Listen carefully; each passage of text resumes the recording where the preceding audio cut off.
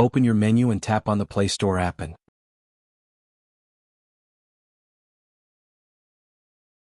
in the search bar, type Grok app and I have already downloaded it. Once you downloaded it, just open the app. After opening the app, just log in with your Gmail account and log in to continue. Once logged in, you will be directed to the Grok interface. On the bottom left corner, you'll see a plus icon. Click on this icon, and a menu will appear where you can select a photo. Choose the photo you would like to convert. For instance, you might select a photo of your favorite god. After selecting the image, type the phrase "Convert into Ghibli-Style" in the provided text box. Once you've entered the text, send it. The app will then process your request. Please note, it will take a few seconds for the app to generate your image in the Ghibli Studio art style. Be patient while the transformation takes place.